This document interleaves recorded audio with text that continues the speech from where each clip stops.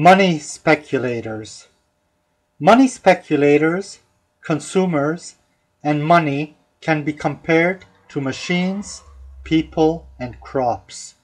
Crops should be for people and not for machines. Otherwise, people end up being hungry.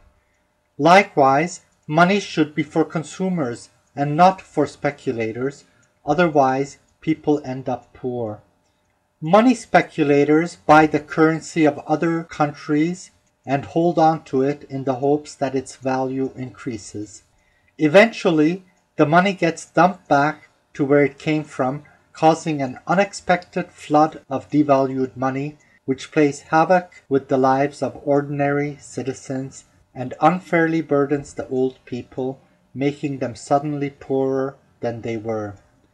Countries try to curb speculation by keeping the value of their currency stable.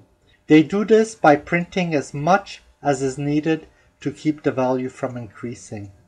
This approach can work, but it is not the best or most efficient way for the country and for its citizens. National banks selling their money to speculators or fending speculators off by printing more in an attempt to keep its price stable, end up selling their good money that is in demand for bad money that wants to be gotten rid of. They are not doing their country a favor if they cheapen their money and make it unattractive for speculators. If their money is in demand and becomes so expensive that it hurts their citizens in the tourist and exporting business, they could help them better by giving them tax breaks. If they want to keep their neighboring nations afloat, they could help them and themselves better by increasing imports instead of satisfying greedy speculators. Countries with their money temporarily increasing in value because of the demand by speculators should rejoice and go on a shopping spree. Speculators buy money and just sit on it only to sell it back when it increases in value. This is very unproductive use of money and should be discouraged.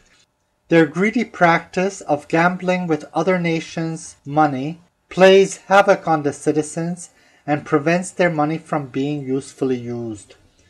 When national banks try to fend off speculators by printing more money to keep the value of their money stable and thus unattractive, they in effect shoot themselves in the foot because when their sold money eventually returns, it floods their country, causing inflation. The people who get hurt the most are old pensioners who end up finding their only source of income suddenly devalued. Heavy taxes and negative interest rates on foreigners holding accounts should do the trick to fend off greedy speculators. Unfortunately, central banks of many countries run by corrupt people print money to decrease their national debt and to increase their personal wealth. Citizens of all countries are stuck and squeezed between two corrupt extremes.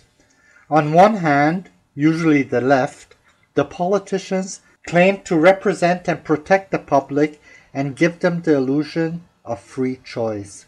On the other hand, usually the right, the private banks claim to protect the public money and give the people the illusion of freedom. In the end, both hands are controlled by a handful of secret individuals and families who are like marionette players hiding behind the stage. Their weapon of choice is money, and the chains they use to keep the unaware populace bound in slavery is debt. They use fear as a method of controlling the people. They promote either fear of the politicians, who many believe are taking away freedoms, or they promote fear of the rich, who many feel are exploiting and enslaving the poor. The two extremes, who herd people like they were sheep, often work together. They preach the same principles, such as everyone can be a winner, either as a seller or a buyer. They proclaim that everyone can rise to heights that can be only imagined and dreamed of, and can grow so big as to become too big to nail and to be allowed to fail. The principles, as good as they sound, are soundless. Nature plays by rules that are very different, and whether people like it or not, they are part of nature, whether they want to be or not. The laws by which nature so wisely rules are: for every winner, there are many losers, and there are usually more sellers than buyers. What goes up slowly eventually comes down fast. The quieter and longer the calm lasts before the storm, the more violent the storm blows. Greed is an inherent characteristic of people, and power inevitably corrupts them. The more they have, the more they want. Everything, including the tallest mountain, grows to a size that eventually becomes too big to sustain before it breaks up into many small pieces, only to grow once more. We are born naked, and we end up naked when we die.